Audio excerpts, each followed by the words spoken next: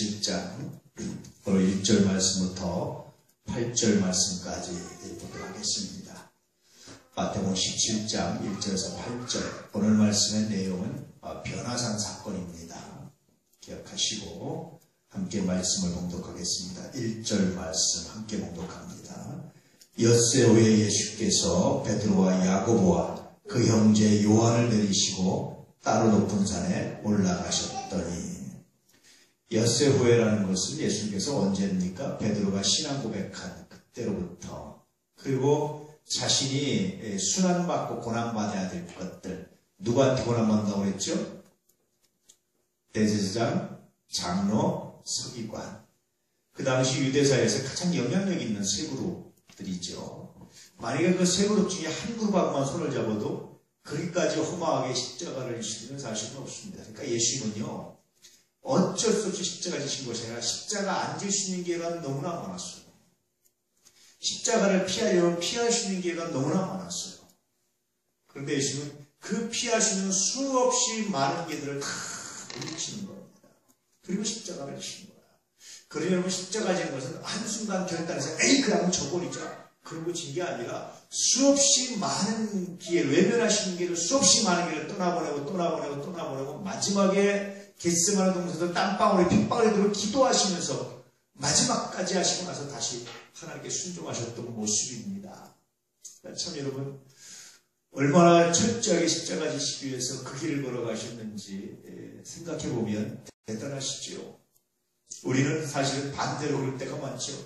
은혜 받을 기회가 너무나 많은데 그 은혜 받을 기회를 외면하고 끝까지 외면하다가 지옥 가는 사람들. 그래서 가는 말씀드리지만 예수 믿고 구원받는 게 기적이 아니고 끝까지 안 믿고 지옥 가는 게 기적입니다.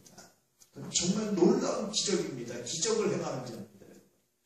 예수 믿고 구원받는 것이 얼마나 감사한지, 얼마나 은혜인지, 정말 하나님의 은혜입니다. 은혜를 주어진 거예요. 끊임없이 우리에게 믿을 수 있는 은혜, 끊임없이 말씀을 선포해 주셨기 때문에 비로소 가능한 것이지, 우리가 스스로 선택한 것이 분명히 아니다라는 겁니다. 그때 다시 또 우리가 경험할 수 있죠. 엿새 후에 바로 그럴 때입니다. 그렇게 예수께서 엿새가 지나서 이번에는 베드로와 야고보와 그 형제 요한을 내리시고 따로 높은 산에 올라가셨다, 그렇게 기록되어 있죠. 베드로와 야고보와 요한, 왜 세 명의 제자라고 했습니까? 늘 말씀드렸지만 이것은 성경에 왜 세 명인지가 안 나타나 있어요. 굳이 이제 이유를 따지자면 이 당시 증인의 최소한의 인원은 3명입니다. 두세 증인이라고 그러잖아요. 그런데 2명도 물론 가능하지만 그건 좀 불완전한 증인이에요. 증인수로서 완벽한 증인은 3명입니다. 우리나라도 그러잖아요. 3-4번 그러잖아요. 그래서 우리나라도요, 이런 영향은 굉장히 사실은 유대 문화와 비슷한 문화들이 굉장히 많아요. 우리나라에. 제가 처음에 성경을 읽으면서 좀 커서 율법서를 읽으면서 얼마나 놀랐는지 몰라요. 내가 어릴 때 이렇게 있었던 일들, 그런 일들이 율법에 굉장히 많이 나타났어요. 그런데 누구 걸 손해보게 하면 그거 네가 갖고 대신 걸 채워주고 뭐 이런 거. 우리 어릴 때 율법 모를 때 그렇게 했거든요. 친구 거 누구 거 이렇게 고장내면 그거 해주고 대신 고장낸 거 내가 갖고 뭐 이렇게 했거든요. 근데 이게 다 율법에 있어요. 그래서 어떻게 우리가 이렇게 율법을 알고 했을까? 이게 자연법일까? 뭐 등등등 그런 많은 생각들을 했습니다. 그런데 우리도 30번이라고 얘기했듯이 유대사회에서요, 2명도 물론 증인이 가능하지만 완벽한 증인은 3명입니다. 그래서 이유를 하나, 유대 문화와 함께 이유를 얘기하자면, 문화적인 이유를 내자면, 예수님께서 베드로, 요한, 야고보를 데려가신 것은 완벽한 증인을 세우시기 위해서. 나중에 베드로가 말했을 때 다른 사도들이 야, 너 정말에 환상 아니야? 너 잘못 본 거 아니야? 그렇게 말하면 뭐라고 하지? 야고보가 아니야, 내가 봤어. 야, 니네 둘이 뭔가 좀 착각했겠지. 그때 요한이 나도 봤어. 아, 그럼 진짜구나. 뭐 이렇게 말하는 증인의 최소단위, 완벽한 증인의 최소단위가 3명이었습니다. 근데 그것만 가지고 다 해결이 안 돼요. 왜 해결이 안 됩니까? 왜 하필 그럼 3명이냐는 거예요? 왜 그 3사람이냐는 거예요? 다른 사도들 많잖아요. 안드레도 있다든지 뭐 유다도 있고 많은 사도, 많은 제자들이 있잖아요. 만약에 가룟유다를 데려다면서 이런 걸 다 하고 있으면 가룟유다가 그렇게 할 수 있었을까? 뭐 이런 생각도 들잖아요. 왜 3명이었을까?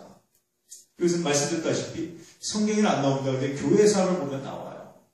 베드로 어떤 사람이라고 했습니까? 가장 사도시대의 중심이 돼서 사도시대의 전체를 핸들링한 사람.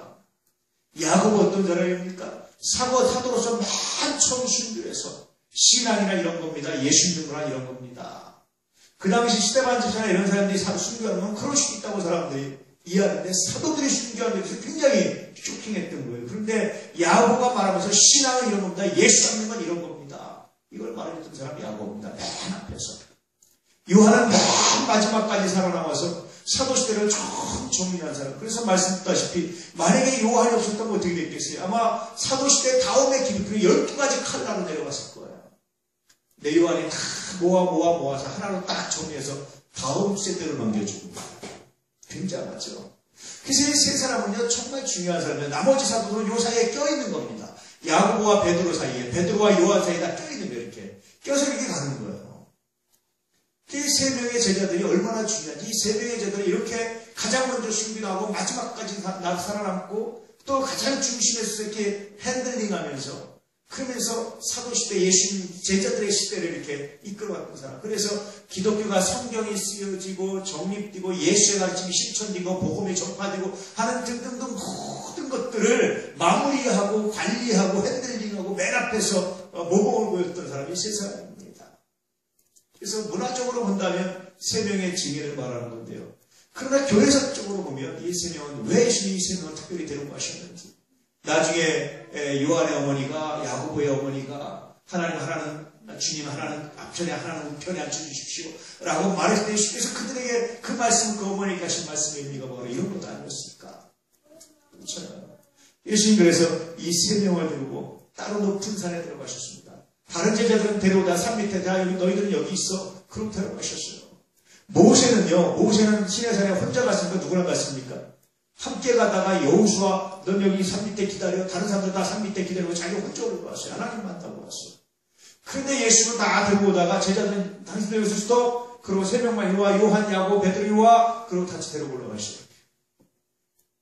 이것이 변화산 사건의 굉장히 재미있는 바들입니다. 그래서 마치요 예수께서 세 명의 제자들을 산에 올라가신다면은 모세가 이스라엘 백성들을 다 끌고 와서 시내산 밑에 놔두고 홀로 이렇게, 그리고 마지막까지 여호수아가 맨 마지막까지 뒤에까지 따라가서 이렇게 비서실장으로서 경호실장으로서 있다가 그래도 산속에 혼자 가서 하나님과 대면했던 것은 모세였습니다. 그렇게 있었어요. 왜냐하면 하나님을 만나면 죽어요. 하나님의 얼굴을 보면 죽게 돼 있습니다. 그래서 다른 사람이 올 수가 없어요.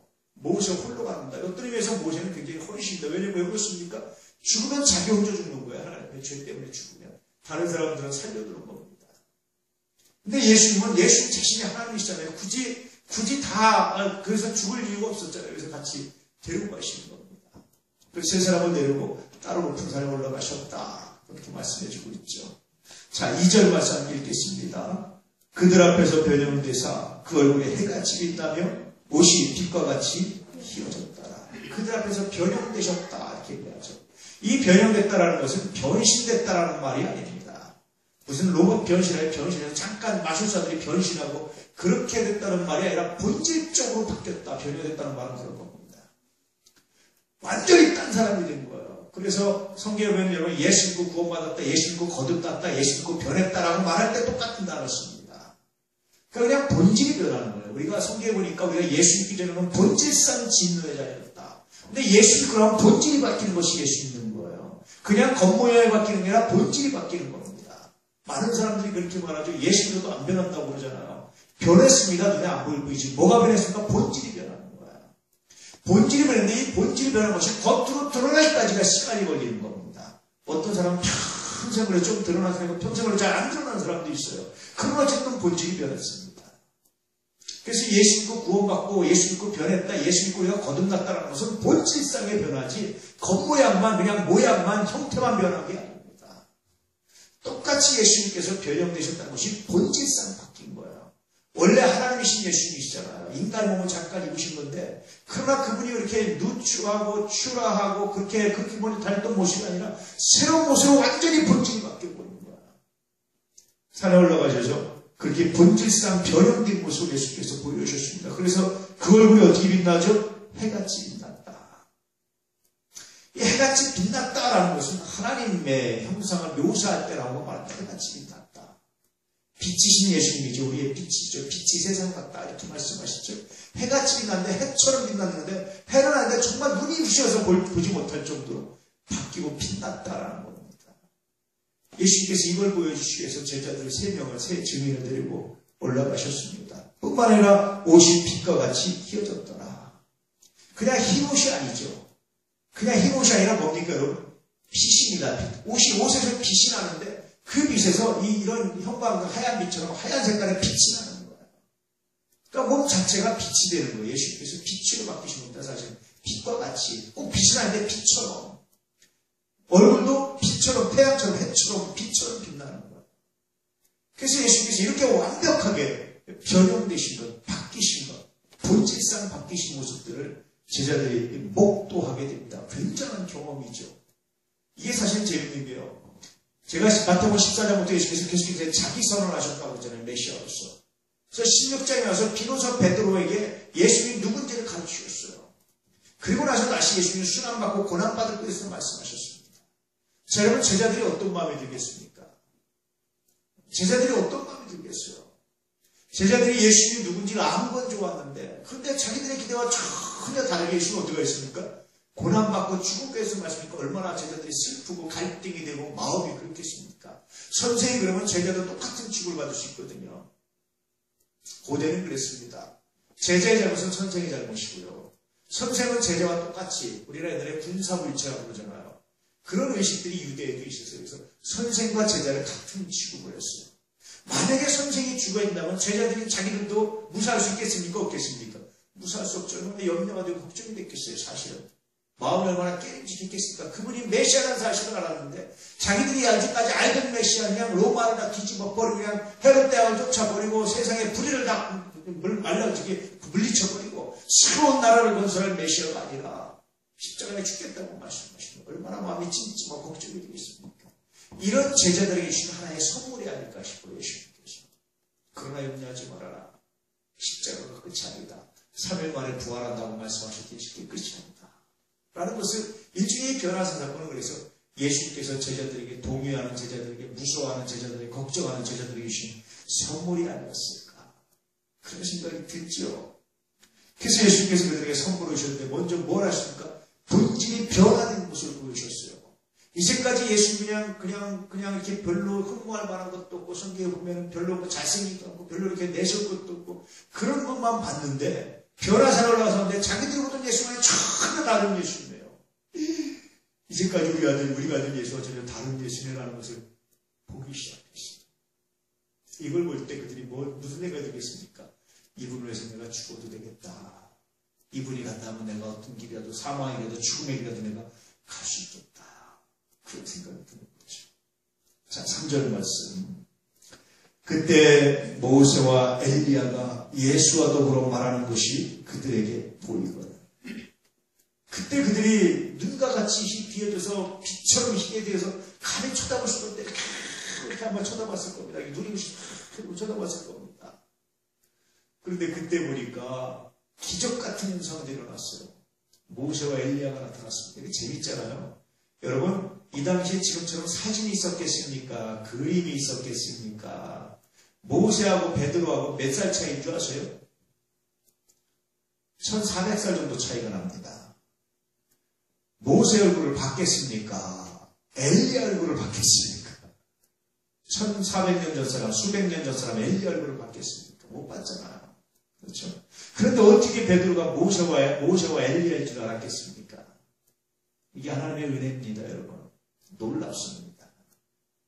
그래서 이게 하나님의 성령의 감동인데요. 성령의 감동은 그들이 누군지를, 예수가 서 있는 그들이 누군지를 베드로가 알게 된 거예요. 알게 되면서 그들이 모세고, 이분이 모세고, 이분이 엘리야라는 사실을 알게 되면 굉장히 놀라운 사실이죠. 아마 나중에 얘기하면서 사람들이 너 어떻게 알았니? 나도 몰라, 그냥 알아줬어. 나도 몰라, 그냥 그분이 모세라는 사실을 내가 그냥 깨닫게 됐어. 나도 몰라 어떻게 알았는지. 내가 생전에 사진을 본 것도 아니고, 내가 그림을 본 것도 아니고, 널 본 것도 아닌데, 실물을 본 것도 아닌데, 난 그분이 모세라는 사실을 내가 알게 됐어. 이렇게 얘기해야 되는 거죠. 여러분, 가끔가다 그런 꿈 못 꾸셨습니까? 안 꾸셨습니까? 뭐라 그럴까요? 누군지 잘 모르는데, 그냥 꿈에서 봤는데, 그분이 누군지 그냥 알아지는 거. 뭐 그런 구조나 꾼 적이 있는 것 같은데, 마치 그런 것 같은 거예요. 그냥 알아지는 거. 이게 하나님의 은혜입니다. 그래서 모세와 엘리야가 예수와 더불어 말했는데 무슨 말을 했는지 못 들었어요. 무슨 말씀을 하셨을까요? 근데 어쨌든 뭔 말을 했는데 뭔 말을 했는지는 안 알아요. 왜냐하면 예수님께서 뭔 말을 했는지 그들에게 가르쳐주는 것이 목적이 아니라 뭐가 목적이었습니까? 두려워하던 제자들에게 주시는 선물이었기 때문에 뭔 말을 했는지 중요하잖아요. 그런데 그 많은 사람들 중에 모세와 엘리야가 나타났을까요? 히브리어 성경과 관련되어 있습니다. 히브리어 성경은 세 파트로 되어 있다고 했죠. 구약 성경은. 첫 파트가 뭐라고 그랬죠? 율법. 그래서 사실은요, 성경에서 구약 시대 사람들, 유대 시대 사람들이 말씀이 하나님 말씀 혹은 율법 혹은 뭐 이렇게 보면 모세오경을 말하는 거예요. 율법서를 말하는 거예요. 이걸 토라라고 말하죠. 그 다음 성경이 뭐라고 그랬죠? 두 번째 파트가 예언서. 이걸 니비임이라고 부릅니다. 그 다음에 문서가 뭐라고 그랬죠? 서문서. 이걸 케투빔이라고 부릅니다. 그래서요, 제일 중요한 거는 율법, 모세오경이 가장 중요했어요. 이게 말씀입니다. 이게 율법입니다. 이 모세오경을 기록한 사람이 누굽니까? 모세겠죠. 그러니까 모세가 뭐의 대표입니까? 율법의 대표입니다. 이스라엘 사람들이 성경 중에 가장 중요하다고 생각하는 이 5권의 성경, 이 모세오경을 기록한 사람, 율법서를 기록한 사람, 하나님께 말씀과 율법을 와서 이스라엘들 중에 전해준 사람이 누굽니까? 모세였어요. 그러니까 유대인들은 성경 중에 가장 중요한 것은 모세오경이었습니다. 그 대표인 모세가 나타나는 거예요. 만약에 이런 사건이 없었다면요, 나중에 사도행전 15장에 가면 사도행전 15장은 구원 논쟁이거든요. 사도행전 15장에서 바울이 바나바가 이방에 다니면서 그 많은 복음을 전하기 위해서 이방인들이 구원받고 막 대단한 사건을 이렇게 보고를 했습니다. 예루살렘에 와서. 그랬더니 바리새파 유대인들이 크리스찬주인데요. 유대인들 중에 그리스도인으로 개종한 사람들. 근데 그 개종했는데 그 전에 바리새파 했던 사람들. 여전히 전직은 잘 버리기 어렵습니다. 이런 사람들이 시비를 걸었습니다. 야, 이방인들이 할례 받지 않고 어떻게 구원받느냐? 이방인들이 모세의 율법을 지키지 않고 어떻게 구원받을 수 있느냐? 이 얘기를 이제 하기 시작해요. 그래서 사도들과 제자들이 막 모여서 막 논쟁을 뜨겁게 했습니다. 그리고 다 논쟁이 끝난 다음에 베드로가 일어나서 정리했습니다. 우리는 쉽게 말씀드리면 율법을 지키고 할례를 받아야 구원받는 것이 아니라 예수 그리스도의 은혜로만 구원받습니다. 라는 걸 정리해요. 야고보사도 예수의 동생 야고보도 일어나서 한마디 했습니다. 여러분 우리가 더러운 거, 목매어 죽는 거 이런 거 외에는 우리가 특별히 이런 거 가지고 할례 바꿔 신경 쓰지 맙시다. 이렇게 얘기합니다. 그래서 마지막 그 예루살렘 회의에서 마지막 모여서 결론 내린 게 뭐냐면 성령의 욕이라는 것들 외에는 욕하지 맙시다 이런 얘기를 합니다. 제자들이요 그렇게 결론 내릴 수 있었던 이유, 다시 말하면 모세의 율법이라든지 할례 받지 않아도 구원받을 수 있다고 다 자신 있게 말할 수 있는 이유가 뭔지 아십니까? 여러 가지 이유가 있지만 그 중에 하나가 바로 오늘 경험입니다. 보니까 뒤에도 나오지만 모세도 나타나고 엘리야도 나타났어요. 근데 제자들은 확실히 알았던 게 있습니다. 그것은 뭐냐면 예수님이 모세보다 위대하고 엘리야보다 위대하다는 사실을 알았어요. 그러나 모세의 율법이나 모세의 말보다 모세의 가르침보다 모세를 통해 주신 말씀보다 뭐가 더 우선합니까? 예수님의 말씀이 우선한다는 것을 알았어요. 그래서 이 경험이요. 이 베드로, 야고보, 요한의 이 변화산 사건의 경험이 이후의 사도들이 활동하는데 얼마나 중요한 경험이 되는지 몰라요. 얼마나 중요한 사건이 되는지 몰라요. 그래서 사도행전 15장에는 구원론이 확실하게 잡힙니다. 그래서 야고보도 행함이 없는 믿음은 죽음이 된다. 행위고를 말하게 아니다. 야고보도 그때 동의하기를 예수의 은혜로 구원받습니다라는 걸 동의해요. 철저하게 그렇게 동의하고 철저하게 얘기합니다. 그러니 여러분 이 변화산 사건이 얼마나 제자들에게 이후에 중요한 사건이었는지, 그들이 유대교와 단절을 하면서까지도 유대교와 갈등을 하면서까지도 당당하게 복음을 전할 수 있는 이유가 어디 있었습니까? 예수가 모세보다 우월하시다. 나중에 히브리서를 기록하면서 모세보다 우월한 예수에 대해서 얘기하는 거예요. 아마 그렇게 당당하게 기록할 수 있는 것은 아마 이 변화산 사건의 증언이 굉장히 중요한 작용을 했으리라 확신합니다. 물론 성령의 역사이기도 하고요. 이것이 얼마나 중요한지 몰라요.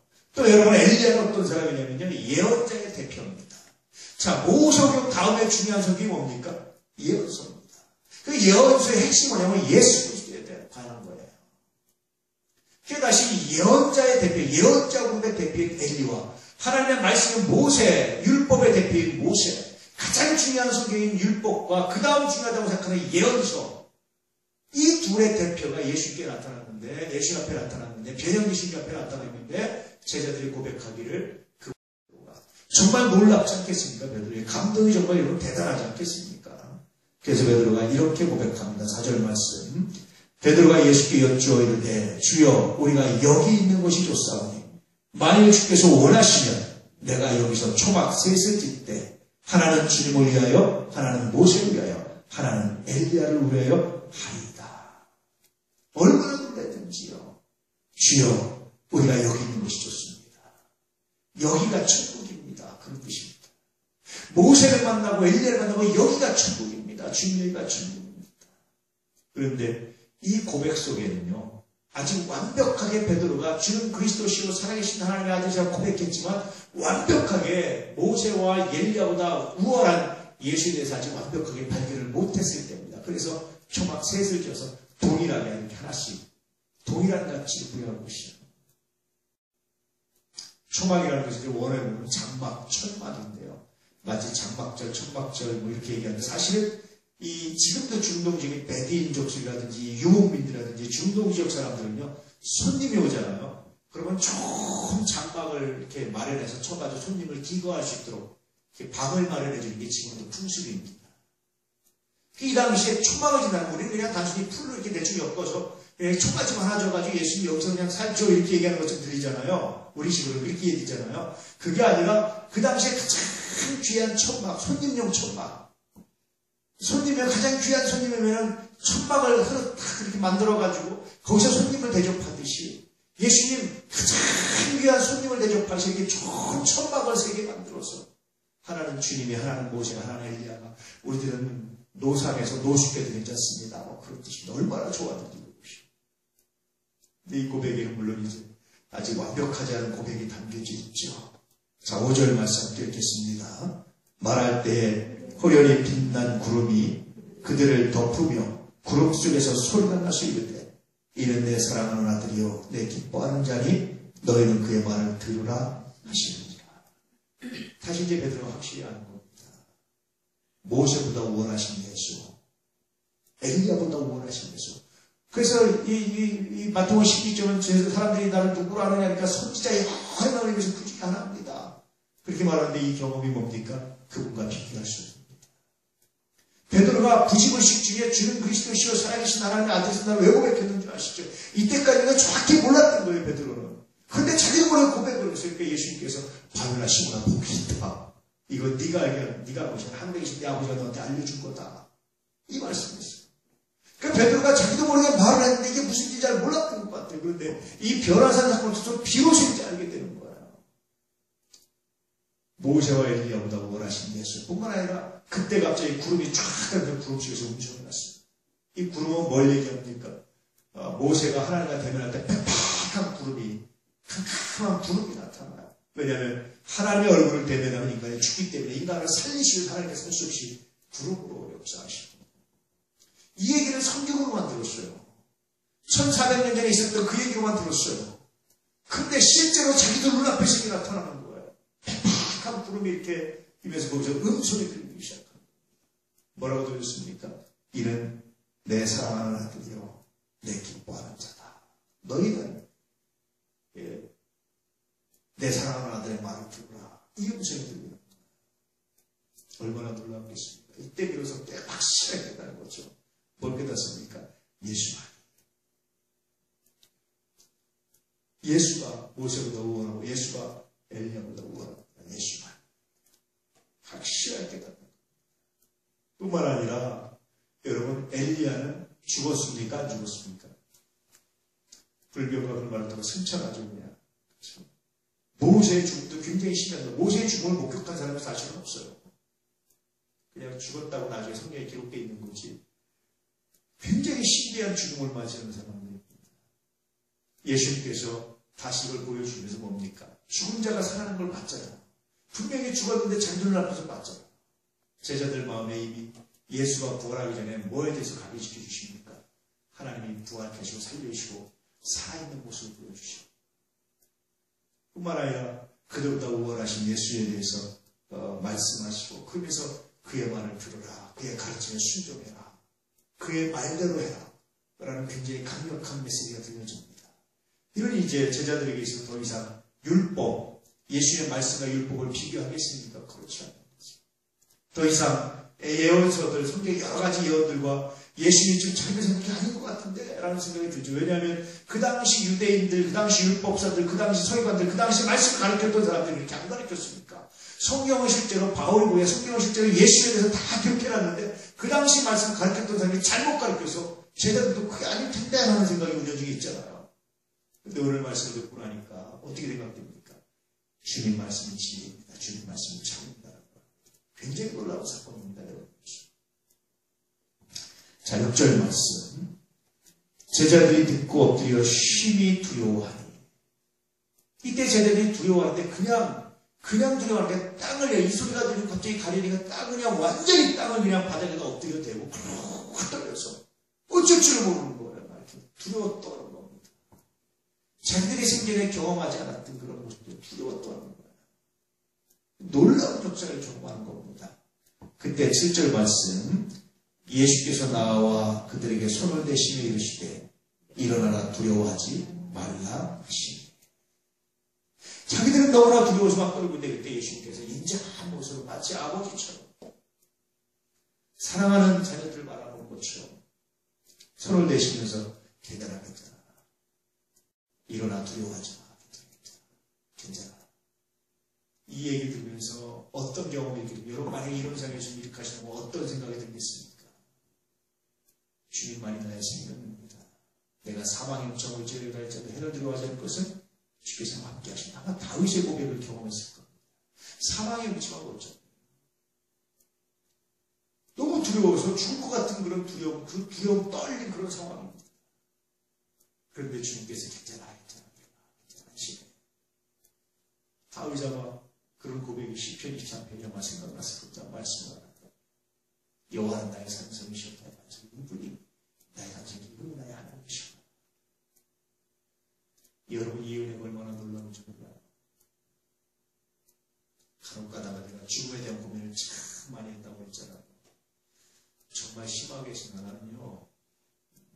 내가 이렇게 살아있는 게 나는 참 신기해요. 얼마나 이게 무서운 건지 사람이 정신이 흙가닥하는 게 그래 날 죽겠다 싶은 겁니다. 사실. 그런데요. 내가 시간이 지나면서 하나님의 은혜를 하면서 이런 경험을 한 거 아닙니까? 하나님이 나와 함께 하시는 경험. 하나님이 나를 구원하셨으면 해. 죽음의 두려움이 아무것도 아닌 거야. 그 순간. 야, 내가 구원받았구나. 오히려 죽음의 경험이 굉장히 소중하겠다. 내가 농담하자니 간혹가다 엘리야나 천국 가면 조금 좀 군대 안 갔다 온 남자들처럼 할 말이 별로 없을 것 같다. 야, 너 그때 죽을 때, 야, 너 그랬었지. 야, 나도, 야, 시끄럽다, 야. 그런데, 야, 그 순간 하늘이 열리면서 하나님이 보이는데, 야, 얼마나 감동이지. 이러는데 엘리야는, 저게 뭔 소리지? 막 그러지 않을까. 실제로 그렇지 않습니다. 그런데, 그런 것처럼, 인생을 살면서 우리가 하나님 나라에서 구원받는다는 확신이 있기 때문에, 그래서 성도의 죽은 것이 복이 있다고 말씀하셨다. 죽는 게 참은 이유, 죽음의 경험이 정말 귀중한 경험이겠다. 귀중한 은혜겠다. 그런 생각이 들 때가. 그래서 그런 생각이 들었어요. 마치 이 베드로나 요한이나 야고보가 그런 경험을 하지 않았을까 하는 생각을 하게 되지요. 8절 말씀. 제자들이 눈을 들고 보매 오직 예수 외에는 아무도 보이지 않다. 이게 결론입니다. 모세는 일시적으로 나타나고 엘리야도 일시적으로 나타났는데 진짜로 자기 앞에 보이는 분은 누구밖에 없습니까? 예수. 다른 아무것도 보이지 않아요. 예수 외에는 구원의 길이 없다는 말씀이 이렇게 선포되는 겁니다. 천하인간의 구원 얻을 만한 이름은 예수 외에는 주신 겁니다. 예수 외에는 구원의 길이 없습니다. 오직 눈을 떠보니까 예수만 보였습니다. 오직 눈을 떠보니까 우리 주님만 보였습니다. 모세도 아니고 엘리야도 아니었습니다. 주님만 보였습니다. 그러므로 이제 우리는 주님만 따를 겁니다. 그러므로 이제 우리는 주의 말씀만 들을 겁니다. 모세 율법도 중요하고 엘리야 예언도 중요하고 정말 중요하지만 그러나 가장 중요한 것은 나에게 우선권을 가지고 나는 주님의 말씀입니다. 이런 고백을 하게 됩니다. 제 변화사 사건은요. 나중에 구원 논쟁이라든지 나중에 이들이 유대인이 아주 담대하게 제자들이 결별하게 되는 과정이라든지 율법이 아니라 복음이 예수의 은혜가 믿음이 구원받는다라든지 할례가 아니라 할례가 되어 구원받는 게 아니라 믿음으로 구원받는 이 확실한 선포를 할 수 있던 것은 이 변화산 사건이 굉장히 중요한 경험이 됐다. 예수님의 가르침에 나 이 변화산 사건이 중요한 경험이 됐다는 겁니다. 그래서 저는 중요한 것은요. 오늘 우리도 변화산 사건을 경험하셔야 돼요. 많은 사람들이 그냥 예수도 좋은 분 중에 한 분. 그래서 기독교 교회 다니면서도요. 사실은 예수 외로 구원의 길이 없다라는 사실을 인정하지 않는 사람이 너무나 많아요. 어떤 사람이 그런 얘기를 하더라고요. 자기가 어릴 때부터 교회 다녔는데 교회 다니면서 불편한 얘기가 하나 있다는 거예요. 뭐가 그랬더니 꼭 예수 믿으면 구원받는다고 말하면 굉장히 불편하다는 거예요. 아니 불교도 좋은 소리가 있고 다 좋은 가르침인데 꼭 왜 자기들만 믿어야 구원받는다고 말하냐. 이거 정말 불편하고 싫은 거 아니야.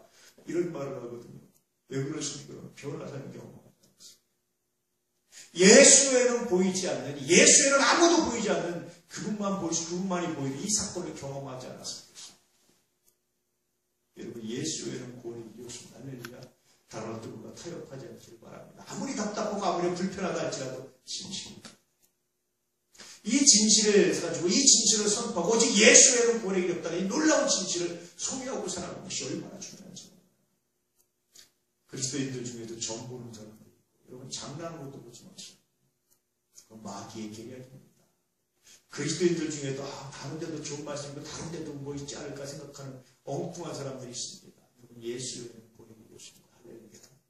오늘 변화산 사건은 그걸 우리 다시 한번 확신시키시고 말씀하시는 사건이 이 변화산 사건입니다. 이것을 증언했던 세 사람의 증언자, 완벽한 증인들.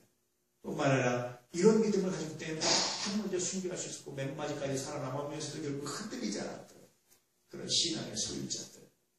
이들의 증언이 오늘 말씀이었습니다. 사랑하는 이 안의 가족들이 정말 소망하기는 철저하게 예수만의 거하기를 축복합니다. 여러분 요즘에 예수 제인처럼 흉내내는 사람 너무나 많아요.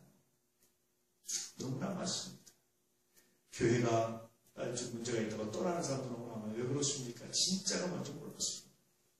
여러분 어떤 보물상자에 굉장히 중요한 보물이 들었는데 거기에 오물이 묻었다고 생각해보세요.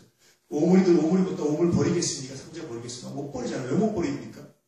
오물이 버리니까 그 안에 보물이 때문에 그러는 거예요. 바울이 그렇게 고백합니다.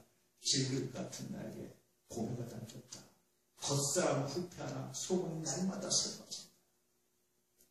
교회가 사람들이 모여서 우리가 다 부족해서 예수를 좀 더 잘 닮았는데 우리가 잘 못 닮아서 그래서 많은 문제들도 나타나고 스캔들도 있고 여러 가지 문제가 나타나지만 그러나 여러분 그럼에도 불구하고 여기서 보물이 있습니다. 왜 그렇습니까? 그리스도의 몸이기 때문에 구원이 있습니다. 구원의 방주입니다. 이 믿음을 가지고 사셔야 돼요. 그게 변화사를 경험한 사람들입니다. 교회도 그냥 이 교회 저 교회 그냥 기분 내 기분 다니는 거죠. 뭐 그런 거 같지. 정말 그런 거 이제 안 하셔야 돼요.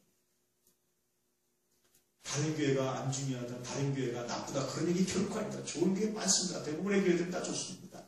주님의 교회입니다. 근데 주님은 내가 정말 사랑한다. 사람의 마음 따라하는 것이 아니라 주님의 마음으로 주님의 말씀을 따라 사랑하는 것. 이것이 얼마나 귀하고 얼마나 아름다운 신앙인지. 변화산 사건을 경험한 사람만이 가질 수 있는 신앙이 아닐까. 예수 외에는 구원의 길이 없습니다. 고백하는 사람마다 변화산 사건을 이미 경험한 겁니다. 이 믿음이 평생을 저하고 평생 여러분 함께 하시는 놀라운 역사가 있기를 축복합니다. 할렐루야. 기도하겠습니다. 할렐루야. 아버지 하나님 감사합니다. 오늘도 우리에게 은혜 주시고 평강 주시고 춤 주셔서 하나님 거룩하게 하시고